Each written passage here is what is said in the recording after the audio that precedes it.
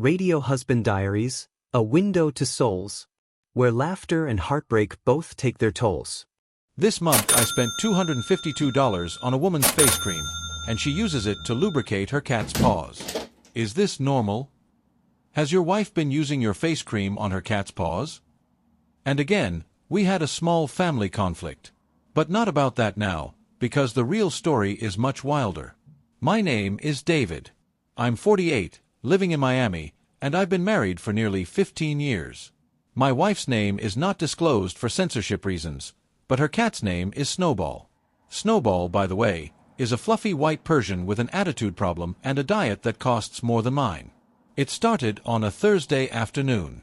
I came home early from work because of a canceled meeting. The house was unusually quiet, except for Snowball, who was sprawled across our white leather couch, licking his paws. And yes, they were glistening, as if they had just been moisturized with my $252 face cream. But that's not the point. What caught my attention was the envelope on the kitchen counter. It was from a luxury spa downtown. The receipt inside showed a weekend reservation for 2 people. Not 1. Oh, it must be a mistake, I thought.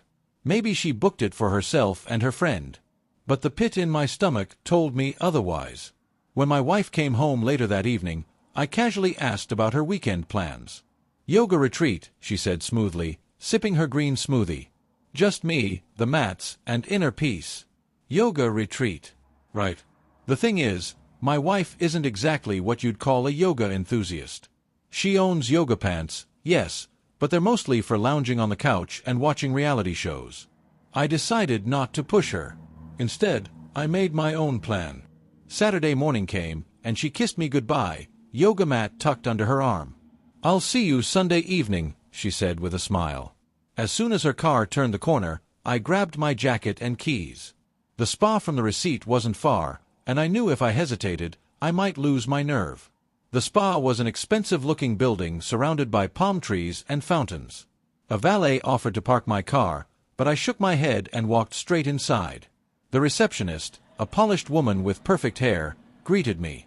"Good morning, sir. Do you have an appointment?" I showed her the receipt. "My wife booked this," I said. "Room 204. I'm here to surprise her." The receptionist hesitated, but eventually nodded. "Of course. Take the elevator to the 2nd floor."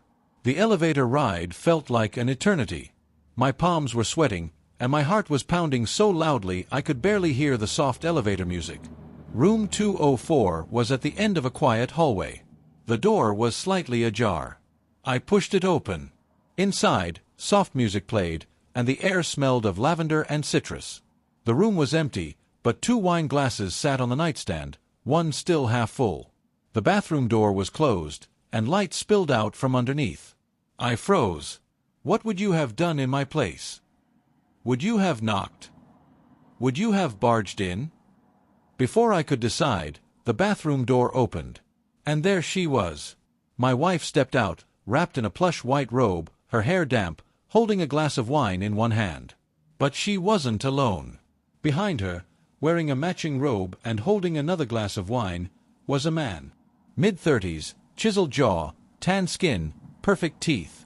"David," she stammered. The man froze. His eyes darted between us. For a moment, nobody spoke. "So this is yoga," I finally said, my voice cracking. She opened her mouth to explain, but no words came out. The man set his wine glass down carefully on the nightstand. "I'll leave you 2 alone," he said awkwardly before slipping past me and out the door. The silence that followed was deafening. "David, it's not what it looks like," she began. I held up my hand. "Stop.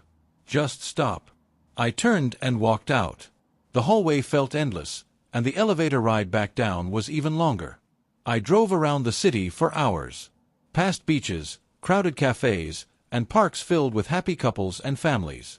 My mind replayed the scene in the spa over and over. That evening, I came home. She was already there, sitting on the couch, Snowball curled in her lap. "David, please, let me explain," she said softly. "I don't want explanations," I replied. "I want honesty. Were you planning on telling me?" Or were you just hoping I'd never find out? She started crying, and I walked into the bedroom. Snowball followed me, tail flicking with curiosity. Trust is a fragile thing. Once broken, it's almost impossible to piece back together. The next morning, I packed a bag. I didn't slam the door. I didn't yell.